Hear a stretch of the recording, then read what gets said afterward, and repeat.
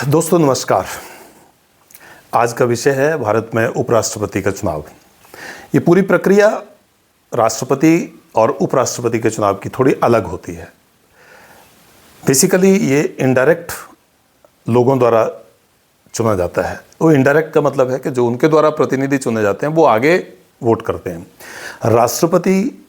भारत में राष्ट्रपति का चुनाव किस प्रकार होता है उसका वीडियो पहले ही मैंने अपलोड कर दिया है। उसका लिंक भी मैं डिस्क्रिप्शन में दे दूंगा। उससे भी हम जानकारी जो है वो ले सकते हैं। कुछ उसमें और चीज़ें जो है वो ऐड और डिलीट हो सकती हैं वो, क्योंकि कोई भी सामान्य व्यक्ति जितने की समझ रखता है उतनी बात करेगा। लेकिन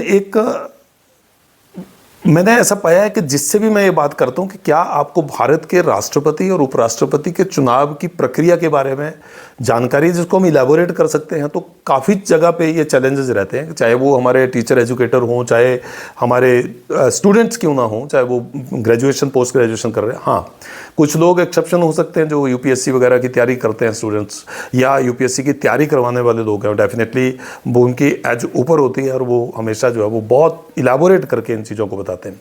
मैं मोटे मोटे नटशेल में जो है वो मोटे मोटे तौर पर मैं आपसे बात करना चाहता हूँ कि भारत के संविधान में जो हमारे आर्टिकल है, अनुच्छेद 63, 64, 65, 66, 67, 68, 69, 70, 71, ये पूरा डिफाइन करते हैं क्या है, कहाँ से ये नाम आया, कैसे इसका जो राष्ट्रपति है उनको कैसे चुना जाता है, कार्यकाल कितना होता है, उसके बाद इनका जो निर्वाचन है उसकी प्रक्रिया क्या रहती है, और इनका जो चुनाव का समय है वो क्या होता है, शपथ किसके द्वारा दिलाई जाती है, इत्यादि इत्यादि। और भी बड़ी सारी चीज़ें जो है वो इसमें हम बोलते हैं, इन आर्टिकल्स के माध्यम से हम समझते हैं, पढ़ते हैं। तो मैं यहाँ पे ये कहना चाह रहा हूँ आपसे कि अगर हम भारत के उपराष्ट्रपति का कार्यकाल देखें तो वो 5 वर्ष के लिए होता है। अभी 2022 में चुनाव हुआ था और उसमें श्री जगदीप धनखड़ जी उपराष्ट्रपति हमारे देश के बने थे, लेकिन कुछ कारणों से, जो कि स्वास्थ्य के कारण बताए जाते हैं, उनके कारण उन्होंने अपने पद से त्यागपत्र दिया हाल ही में। और फिर इसके चुनाव के लिए, उपराष्ट्रपति पद के चुनाव के लिए जो तारीख वो घोषित हुई है 9 सितंबर 2025। सबसे पहले तो एक जो टेक्निकल पॉइंट यहाँ पे है वो ये मैं कहना चाहता हूँ कि जो पिछले उपराष्ट्रपति का शेष बचा कार्यकाल था उसके लिए नहीं चुने जाएंगे। अब जो चुने जाएंगे वो पूरे अपने टर्म के लिए चुने जाएंगे, जो कि 5 वर्ष की है। हमारे देश के राष्ट्रपति भी और उपराष्ट्रपति का भी कार्यकाल जो है एक बार का वो 5 साल का है।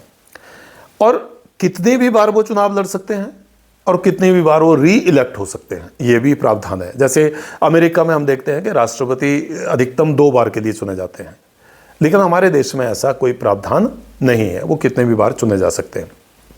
अब ये जो नाम आया, सबसे पहले ये जो नाम आया उपराष्ट्रपति, वाइस प्रेसिडेंट का, ये अमेरिका से इस नाम को उसी की तर्ज पे जो है वो आगे हमारे देश में भी उपराष्ट्रपति का पद जो है वो सृजित हुआ।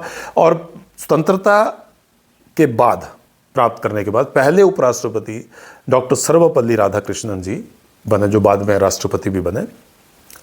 और वहाँ से ये प्रक्रिया जो वो चलती रही। अब उपराष्ट्रपति बेसिकली जो होते हैं वो राष्ट्रपति के साथ स्टैंड बाई पोस्ट है। ये अपने आप में कोई कार्य नहीं है इनका, और अपने आप में कोई कार्य नहीं है इसलिए मतलब ये लगता है कि दूसरी कॉन्स्टिट्यूशनल पोस्ट है। ये सर्वोच्च पोस्ट जो है वो राष्ट्रपति, जो कि राष्ट्राध्यक्ष होते हैं, और दूसरे नंबर पर जो प्रोटोकॉल में, कॉन्स्टिट्यूशन में जो प्रावधान है, वो दूसरे नंबर की जो पोस्ट है, पद है, वो उपराष्ट्रपति का है।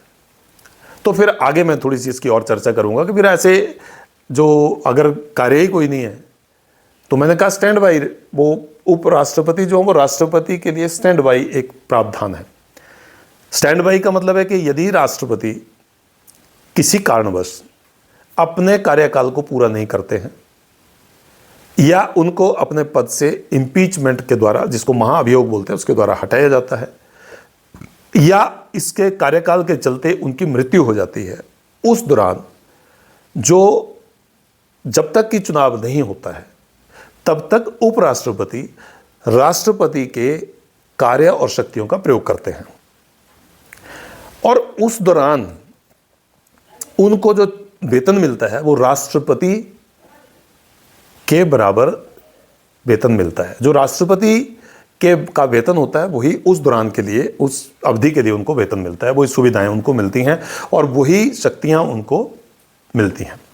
ये संविधान में ऐसा प्रावधान है। तो इसका मतलब ये हुआ कि राष्ट्रपति की अगर हम वर्तमान में जो वेतन है, मासिक वेतन, वो 5 लाख रुपया है। उपराष्ट्रपति का मासिक वेतन 4 लाख रुपया है। तो उपराष्ट्रपति इसके अतिरिक्त क्या काम करते हैं, इसके अतिरिक्त, वो बड़ा इंटरेस्टिंग है। जब ये देखा गया कि आप यदि इस द्वितीय जो पद है हमारे देश का सर्वोच्च पद है, उसमें काम ही कोई नहीं है, तो फिर जैसे हमारी संसद है, संसद के 2 भाग हैं, एक लोकसभा है और एक राज्यसभा है। निचला हाउस लोकसभा है और ऊपर का हाउस जो है उसको राज्यसभा बोलते हैं। लोकसभा में अध्यक्ष चुना जाता है और उपाध्यक्ष होता है, जो कि उस सदन की संचालन में अपनी भूमिका, उसको नियंत्रण में रखने के लिए अपनी भूमिका निभाते हैं। और वो 19 सदस्यों में से चुना जाता है, जो कि लोकसभा के लिए चुने हुए सदस्य वहां पहुंचते हैं, उनके बीच में से किसी को चुना जाता है। उसी तरह से वहां का उपाध्यक्ष चुना जाता है। जब अध्यक्ष अपनी कार्यवाही का संचालन करते हैं तो उपाध्यक्ष जो वो अपने सदन में जिस प्रकार से बाकी सदस्य बैठते हैं वैसे बैठते होते हैं, लेकिन जब अध्यक्ष नहीं होते हैं तो उपाध्यक्ष उसका संचालन करते हैं। लेकिन राज्यसभा जो है, जो उच्च सदन हमारा माना जाता है, राज्यसभा में यहाँ पे सभापति चेयरमैन होते हैं और वो चेयरमैन वाइस प्रेसिडेंट होते हैं। By virtue of his post और हर पोस्ट ये वाइस प्रेसिडेंट होते हैं। इसका मतलब ये हुआ कि जो वाइस प्रेसिडेंट होंगे by virtue of the post वो राज्यसभा के सभापति होंगे। और राज्यसभा में उपसभापति भी होते हैं। राज्यसभा में जो उपसभापति होते हैं, डिप्टी चेयरमैन होते हैं, वाइस चेयरमैन होते हैं, वो उन्हीं चुने हुए सदस्य, राज्यसभा के चुने हुए सदस्यों में से किसी व्यक्ति को नामित किया जाता है। जबकि ये जो उपराष्ट्रपति का पद है, ये जो सभापति का पद है राज्यसभा में, वो वहां का सदस्य नहीं होता है, ये तो उपराष्ट्रपति हैं। तो ये कहने का तात्पर्य है कि जब वो राष्ट्रपति के पद का कार्यभार संभालेंगे किसी भी कारण से, जो मैंने 3 कारण ऊपर बताए हैं, तो उस दौरान, उस समय अवधि के लिए उनको वो सारी शक्तियां, वो सारे जो पावर्स हैं वो सारी उनको मिलेंगी और सारी सुविधाएं उनको मिलेंगी। साथ में वेतन भी उस अवधि का उनको राष्ट्रपति जी वाला मिलेगा, लेकिन अन्यथा उनको जो है वो उपराष्ट्रपति वाला वेतन मिलेगा। तो यहाँ ये चीज़ें मैंने बोला 63, 64, 65, 66, 7, 68, 69, 70 और 71 ये आर्टिकल जो हमारे कॉन्स्टिट्यूशन के हैं, ये डिफाइन करते हैं हर चीज़ को उसी के अकॉर्डिंगली। अब जो क्वालिफिकेशन है, मतलब इसका निर्वाचन है, वो किस प्रकार से होता है, तो निर्वाचन की प्रक्रिया वही रहती है। इलेक्टोरल कॉलेज इसका निर्वाचन करता है। राष्ट्रपति और उपराष्ट्रपति के चुनाव में एक बेसिक डिफरेंस है कि राष्ट्रपति के चुनाव में लोकसभा और राज्यसभा के सांसद प्लस विभिन्न देश की सभी विधानसभाओं के चुने हुए सदस्य, विधायक और पुदुचेरी जैसे जहाँ पे विधानसभाएं हैं उनके सदस्य, चुने हुए सदस्य उसमें वोट करते हैं। और वोट की वैल्यू जो है वहाँ की पॉपुलेशन प्रोपोर्शन बनती है, तो उस तरीके से होता है। जबकि उपराष्ट्रपति के चुनाव में केवल लोकसभा और राज्यसभा के सदस्य ही भाग लेते हैं, वो चाहे चुने हुए सदस्य हैं चाहे नॉमिनेटेड मेंबर हों। जैसा सबको पता है कि लोकसभा में 543 सीटें हमारी चुने हुए सदस्यों के लिए होती हैं, 2 सीटें हमारी एंग्लो इंडियंस के लिए जो नॉमिनेट होते हैं, प्लस उधर जो राज्यसभा है उनमें राज्यसभा में 233 सीटें चुने हुए सदस्यों के लिए होती हैं और 12 सीटें जो है वो किसके लिए होती हैं, वो होती हैं हमारे नॉमिनेट किए गए सदस्यों द्वारा के लिए। अब इन दोनों की संख्या जो बनती है वो करीब करीब ये बनती है 790 बनती है। लेकिन वर्तमान में ये सदस्यों की संख्या है, ये सदस्य है 782। तो 782 लोग इसमें नॉमिनेटेड भी हैं, इसमें इलेक्टेड सारे लोग हैं और यही लोग जो है वो वोट करेंगे, जो कि 9 तारीख को वोट होगी। इनकी जो इलेक्शन है वो कहाँ पे होता है, पार्लियामेंट हाउस में होता है। अब मैंने जो ये कहा कि उनकी क्वालिफिकेशन क्या होती है, वही जो राष्ट्रपति महोदय के लिए है, बस लगभग सेम वैसी हैं। 35 वर्ष की कम से कम आयु अटेन किए गए हों उनकी हो, वो भारत का नागरिक होना चाहिए, वो पागल और दिवालिया नहीं होना चाहिए और वो किसी लाभ के पद पर ना हो। यही क्वालिफिकेशन जो वो राष्ट्रपति चुनाव के लिए भी जो रहती हैं वैसी वैसी जो लगभग जो सारी की सारी क्वालिफिकेशंस हैं वो वैसी ही हैं। अब हमारा जो चुनाव है वो चुनाव की प्रक्रिया हो गई, उसके बाद जो है वो इसको ओथ ऑफ एलिजेंस, ऑफिस को संभालने से पहले ओथ ऑफ एलिजेंस लेनी पड़ती है, ओथ ऑफ एलिजेंस लेनी पड़ती है। और जैसे हम बोलते हैं कि क्लास 3 की पोस्ट होती है, उसके ऊपर की जितनी सारी हमारी पोस्ट होती हैं उन सब के लिए हमें एक ओथ ऑफ एलिजेंस लेनी होती है कि मैं कॉन्स्टिट्यूशन के प्रति निष्ठा रखूंगा और मैं अपने ड्यूटी जो है वो बहुत फेथफुली डिलीजेंटली मैं डिस्चार्ज करूंगा, यही होती है। और इस प्रकार से जो हम ये कहते हैं कि फिर उपराष्ट्रपति का जो पोस्ट है वहाँ से उनको हटाया कैसे जा सकता है, वो पद कैसे खाली होता है। एक तो कार्यकाल पूरा करने के बाद अगर वो दोबारा नहीं उसमें भाग लेते हैं तो खाली हो गया। उसके बाद एक और कारण जो कि महाअभियोग के माध्यम से, मतलब एक इफेक्टिव मेजोरिटी बोलते हैं राज्यसभा की, इफेक्टिव मेजोरिटी के द्वारा उनको हटाया जा सकता है, या फिर वो खुद रिजाइन करते हैं, त्यागपत्र देते हैं और अंत में हम ये बोलते हैं कि यदि कोई किसी कारणवश उनकी मृत्यु हो जाए तो ये पद रिक्त होता है। उपराष्ट्रपति और राष्ट्रपति पद को भरने के लिए जो समय सीमा है वो भी अलग अलग है। राष्ट्रपति का पद जो है वो 6 महीने के अंदर अंदर खाली होने के बाद 6 महीने के अंदर अंदर उसको भरा जाना आवश्यक है, जबकि इसमें ऐसा उपराष्ट्रपति पद के लिए ऐसा कुछ नहीं है। जब जितना समय, लेकिन जितना जल्दी, ऐसा बोला गया एज सुन एज पॉसिबल, ऐसा बोला गया है, उसको भरा जाना आवश्यक है, उसको भरा जाना जरूरी है और भरा जाता है उसको। इसलिए इस प्रक्रिया के लिए 9 सितंबर जो है वो तारीख घोषित की गई है। अब हम चलते हैं कि इस समय जो हमारे पास अभी राष्ट्रपति उपराष्ट्रपति के लिए चुनाव हो रहा है उसमें स्थिति क्या है, वर्तमान में क्या स्थिति है। तो वर्तमान में हमारे पास जो लोकसभा है उसमें कुल सदस्य हैं 542 और राज्यसभा में कुल सदस्य हैं 240, मतलब इसमें नॉमिनेटेड भी हैं, इलेक्टेड भी हैं। तो कुल सदस्यों की संख्या बन गई 782। वैसे जो हम मानते हैं कि कुल सदस्य होने कितने चाहिए या कितनी सीट्स हमारे पास हैं तो वो 790 हैं, लेकिन अभी वर्तमान समय में कुल 782 सीट्स हैं।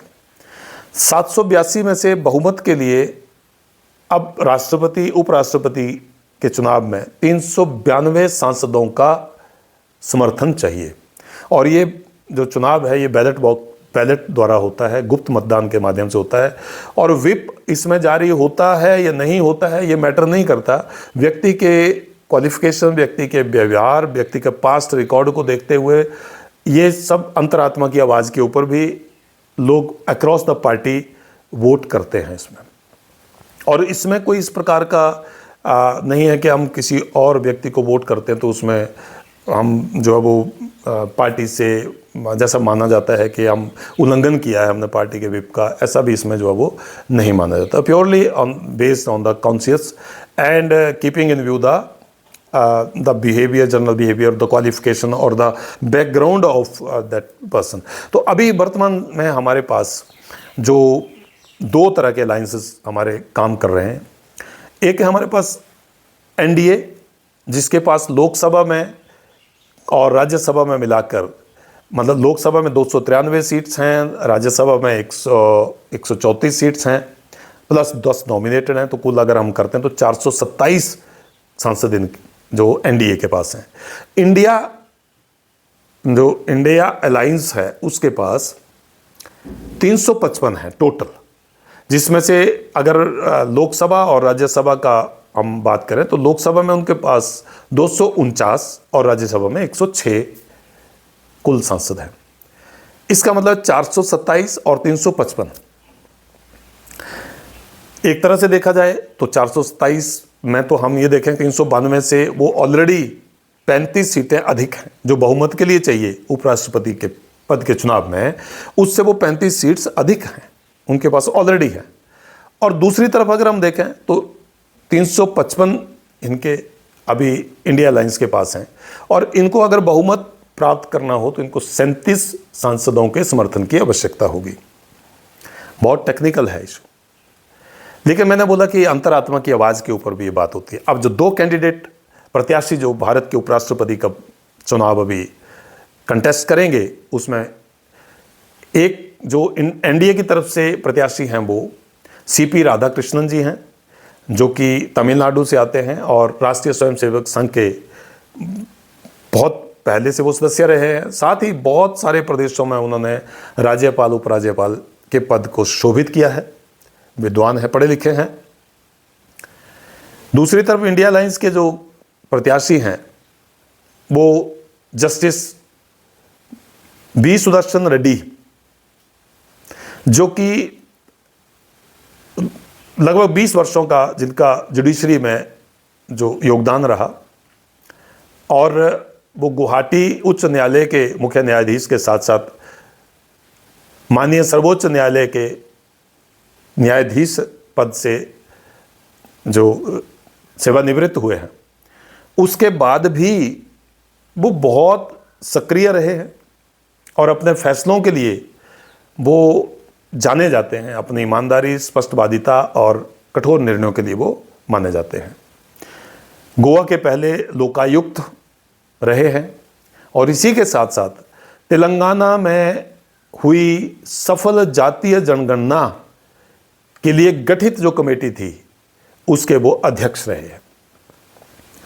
अब फैसला जो है वो क्योंकि 9 तारीख को जो सांसद हैं हमारे वो करेंगे, लेकिन उससे पहले मैंने फिर एक बार ये प्रक्रिया जो है उस प्रक्रिया को इस प्रकार से साझा करने की कोशिश की है कि हम सारे लोग भारत के राष्ट्रपति और उपराष्ट्रपति इन 2 पदों के लिए होने वाले चुनाव की प्रक्रिया से थोड़ा सा हम लोग जो हैं परिचित हों। और क्योंकि ये सर्वोच्च पद हैं, प्रथम और द्वितीय स्थान पर भारतवर्ष के दुनिया का सबसे बड़ा लोकतांत्रिक देश है, तो उसकी चुनाव प्रक्रिया में जो हमारे राष्ट्राध्यक्ष होते हैं और द्वितीय नंबर पे जो पद है उसके लिए होने वाला चुनाव किस प्रक्रिया के माध्यम से होता है। बहुत पेचीदा है राष्ट्रपति का चुनाव, लेकिन उपराष्ट्रपति का चुनाव जो है वो उसमें सरल है। क्वालिफिकेशंस लगभग बराबर हैं, समय सीमा अलग अलग है, वेतनमान ऑब्वियसली अलग अलग होगा, लेकिन बाकी काफ़ी सारी चीज़ें जो वो मिलती जुलती हैं। राष्ट्रपति के पद की जो शक्तियां हैं, राष्ट्रपति के पास जो शक्तियां हैं वो बहुत अलग हैं। उपराष्ट्रपति के पास शक्तियां तभी आती हैं जब राष्ट्रपति का पद खाली हो। मुझे उम्मीद है कि आपको ये कंटेंट अच्छा लगा होगा। यदि ये कंटेंट अच्छा लगा है तो अपने स्टूडेंट्स के साथ, अपने रिलेटिव्स के साथ, अपने जो परिवार के सदस्य हैं उनके साथ, अपने कोई भी टीचर्स हैं उनके साथ शेयर करें। और इसमें कोई चीज़ जो छूटी हो उसको भी आप कमेंट सेक्शन में जाकर ज़रूर कमेंट करें। यद्यपि विषय बहुत इंटरेस्टिंग नहीं भी लग सकता है बहुत सारे लोगों को, लेकिन ऐसी बहुत सारी चीज़ें दुनिया में जो हमें जानकारी बिल्कुल भी नहीं होती, हम उस प्रोसेस के साथ देखते हैं, सुनते हैं, समझते हैं, जानते हैं, लेकिन उसको आगे हम पूरी तरह से एसिमिलेट नहीं कर पाते। तो मेरा ये प्रयास है कि हम सारे लोग जो है वो मिलकर इस तरीके की चीज़ों को, इस तरीके के कंटेंट को साझा ज़रूर करें कम से कम, ताकि थोड़ी बहुत जानकारी हमें प्राप्त होती रहे। आप सब यहाँ तक वीडियो में बने हो इसके लिए आपका बहुत बहुत धन्यवाद, बहुत बहुत आभार। चैनल पर पहली बार आए हैं तो सब्सक्राइब करना ना भूलें और वीडियो को लाइक करें और वीडियो को शेयर करें। आप बेल आइकॉन उसको दबा लें ताकि आपको इस तरह का कंटेंट भरा वीडियो जो है, कंटेंट से भरा वीडियो आपको सबसे पहले मिले।